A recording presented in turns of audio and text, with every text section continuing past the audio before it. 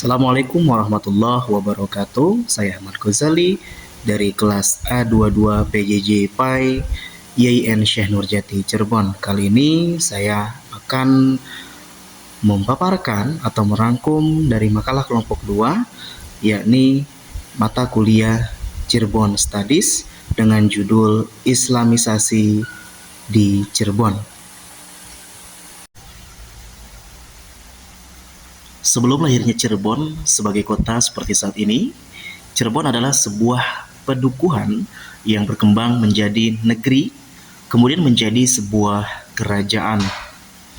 Kerajaan Cirebon yang saat ini merupakan bagian dari wilayah administratif Provinsi Jawa Barat yang terletak di ujung timur pantai utara Jawa Barat dan berbatasan dengan wilayah administratif Provinsi Jawa Tengah. Sebutan negeri Caruban atau Cirebon itu adalah menurut ibu kotanya ialah Caruban yang berasal dari istilah Sarumban yang berarti pusat tempat percampuran penduduk. Hal ini karena letak Cirebon yang merupakan kota pelabuhan yang sejak dahulu sudah ramai sebagai jalur perdagangan internasional, yakni pada abad ke-15 Masehi. Kebanyakan para pedagang biasanya berlabuh untuk kemudian menunggu musim berlayar hingga membentuk koloni dan lama-kelamaan membaur dengan masyarakat pribumi.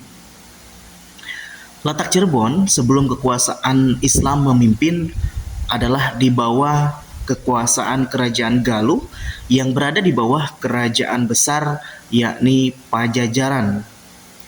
Nah, di bawah kerajaan Pajajaran, Cirebon biasa mengirimkan buku bekti atau istilahnya yakni upeti setiap tahunnya berupa hasil bumi, yakni berupa beras, terasi, garam, dan petis. Dalam buku Cirebon sebagai bandar jalur sutra, letak pelabuhan Cirebon berada di teluk yang terlindung dari gangguan alam seperti gelombang laut. Pelabuhan Cirebon juga terletak cukup jauh dari pelabuhan besar lainnya. Di tengah Pulau Jawa bagian utara, di antara pelabuhan Jepara, Tuban, dan Surabaya di daerah timur, dan pelabuhan Sunda Kelapa atau Jayakarta dan Banten di sebelah barat. Oleh karena itu, pelabuhan Cirebon menjadi mata rantai dalam jalur perdagangan di Kepulauan Nusantara dan perairan Asia. Sebelum berdirinya kekuasaan politik Islam di bawah kepemimpinan Sunan Gunung Jati, wilayah Cirebon dapat dikelompokkan atas dua daerah, yaitu yang pertama daerah pesisir yang disebut dengan nama Cirebon Larang dan daerah pedalaman yang disebut Cirebon Girang. Cirebon Larang adalah sebuah daerah bernama Dukuh Pesambangan dan Cirebon Girang adalah Lemah Wungkuk. Dari Cirebon Larang atau Dukuh Pesambangan inilah perdagangan melalui jalur laut berlangsung dan menjadi jalur masuknya Islam di Cirebon. Kemudian bagaimana proses Islamisasi di Cirebon, yakni secara kronologis, sosialisasi para pedagang Islam mulai dari kontak hingga terjadi Islamisasi adalah melalui 3 tahapan, yakni sebagai berikut. Yang pertama, yakni awal abad Masehi sampai dengan abad 9 Masehi. Fase awal-awal kontak komunitas-komunitas Nusantara dengan para pedagang dan musafir dari Arab, Persia, Turki, Syria, India, Pegu, Cina, dan lain-lain. Yang kemudian pada fase kedua, yakni antara abad ke-9 sampai dengan 11 Masehi, adanya kontak dari pedagang Islam dengan pribumi Nusantara. Selanjutnya sekitar abad 11 sampai dengan 12 Masehi, berdiri kantong-kantong pemukiman Islam di Nusantara baik di pesisir maupun di pedalaman dengan bukti yang tersebar di Nusantara, antara lain di pesisir Sumatera, Jawa Timur, Ternate, dan Tidore. Kemudian, abad ke-13 sampai dengan abad ke-16 Masehi mulai berkembang kekuatan politik dan kerajaan-kerajaan Islam di Nusantara. Kerajaan yang berkembang di Nusantara mulai mengadakan hubungan dengan Eropa dalam bidang perdagangan, terutama rempah-rempah. Perkembangan Cirebon sebenarnya melalui tahap yang panjang hingga memasuki era Islam. Sejak awal Masehi, mulai berkembang perdagangan internasional. Perdagangan internasional yang terjadi di berbagai belahan dunia berdampak pula bagi daratan Nusantara. Kemudian pengaruh Hindu-Buddha lebih dahulu masuk dan mempengaruhi masyarakat Nusantara.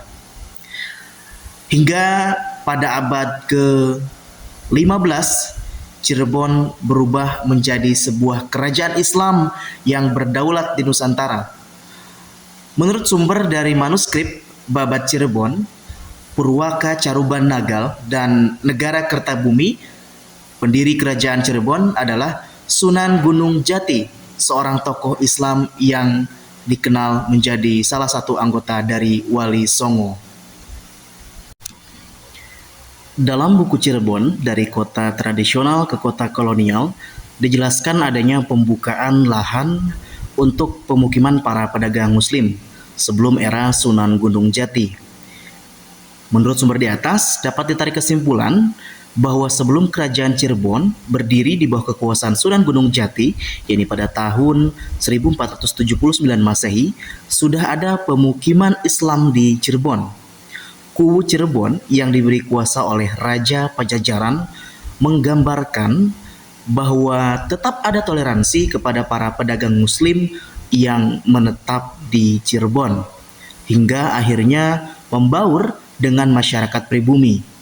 Perkembangan selanjutnya adalah berdirinya kerajaan Cirebon di bawah Sunan Gunung Jati di Cirebon yang menyatukan wilayah Pesambangan dan Lemah Wungkuk di bawah kedaulatan kerajaan Cirebon.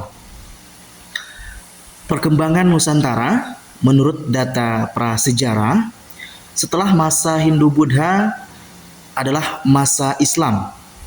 Pada masa Hindu-Buddha, kehidupan masyarakat Nusantara menjadi faktor perkembangan agama Hindu-Buddha.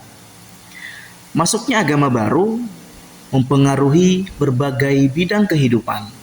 Misalnya saja dalam bidang politik, dalam bidang kesenian, dan sudah barang tentu dalam bidang kepercayaan.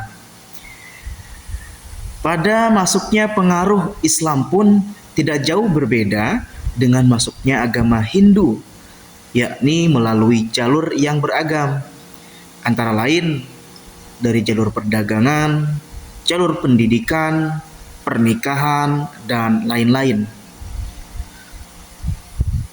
Pada abad ke-13 sampai dengan 14 Masehi merupakan bentangan waktu terjadinya proses sosialisasi dan institusionali Islam di Nusantara.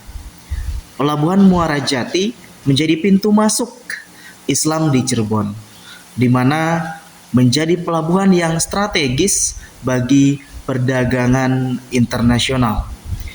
Dalam buku sejarah umat manusia, hal ini terjadi karena pada sekitaran abad ke-13 Masehi terjadi degradasi di pusat-pusat peradaban Islam di Timur Tengah dan Asia Tengah akibat serangan dari bangsa Mongol atau Tartar, sehingga terjadi pengembaraan para ulama hingga ke Nusantara. Proses pengislaman yang terjadi di Nusantara kebanyakan bersifat terbuka, terutama dari jalur perdagangan antara pribumi dan pedagang Islam. Menurut pendapat Nieman dan De Hollander, Islam masuk ke Nusantara dibawa oleh para pedagang dari Timur Tengah. Para pedagang Islam kemudian menetap dan mulai mengenalkan Islam pada penduduk Cirebon. Selain jalur perdagangan, perkawinan antara orang Muslim dengan masyarakat Cirebon juga menjadi salah satu cara efektif dalam memperkuat fondasi Islam di Cirebon.